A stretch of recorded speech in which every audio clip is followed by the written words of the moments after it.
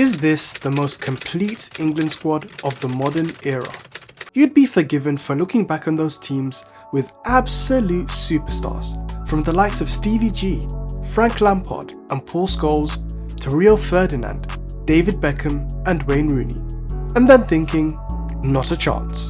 But if you were to take a closer look at those teams and their lack of chemistry and success, you'll be reminded that on the international stage, simply throwing the best players together and hoping for the best is not a recipe for winning.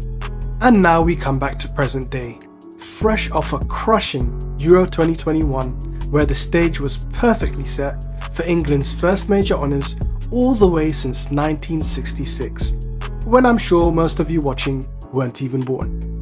But it was so close yet so far once again, as England lost the final in heartbreaking fashion after a disaster class penalty shootout. Nonetheless, I'm here to deliver the good news that there is light at the end of the tunnel, because this England team of 2024 could potentially be one for the ages.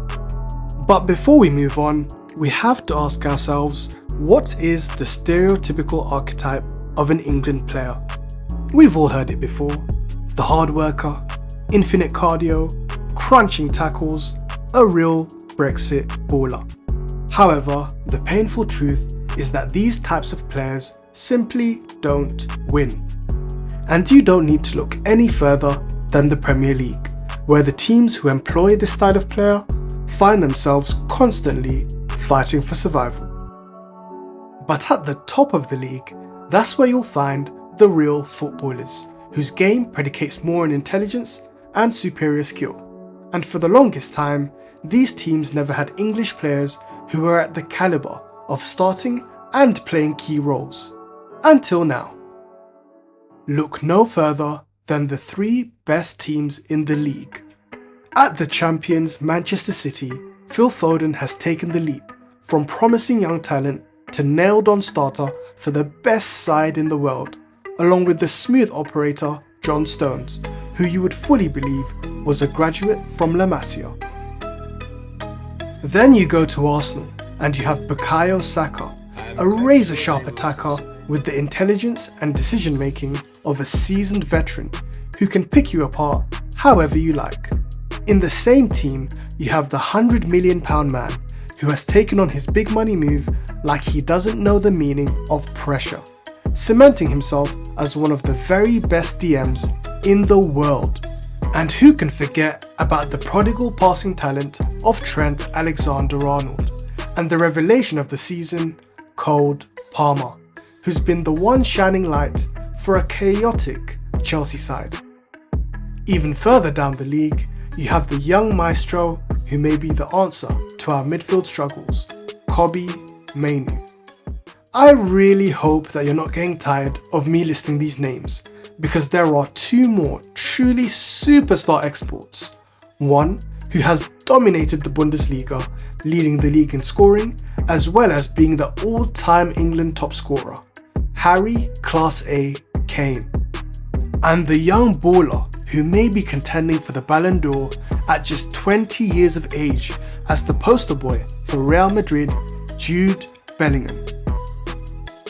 And to be honest, the names could keep going, because aside from the cornerstone talents of this England team, what truly makes it special is the strength and depth that goes toe-to-toe with any team in the world. So, just what is stopping us? There's an easy target here, but it's also easy to overlook the fact that he's been the most successful England manager in recent history, having led us to World Cup quarter and semi-finals, as well as a second place finish in Euro 21. However, it's clear to see that the era of Southgate is coming to an end, and his consistent pandering to personal favourites, despite their lacking in club performance and ability, has been a hindrance to the natural progression of this team. The most notable example of this is the public shock after finding out that an old washed-up Jordan Henderson wasn't going to be on the plane to Germany after truly over-exceeding his stay as an England starter. Even so, Southgate has still made some questionable choices choosing to leave behind valuable profiles, such as a deserving Ross Barkley or even a James Ward-Prowse, whose set-piece ability would be a valuable weapon. Looking beyond that, another clear criticism is that for the level of talent in this England squad, the Southgate era has been defined by tame, boring football, which is a direct indictment on the manager's tactics and squad selections. Now, in my opinion, whether Euro 24 ends in a victory or defeat, it must be the last of Southgate's tenure. But for his legacy to be cemented and arguably even saved, he needs to lift up that trophy in Germany.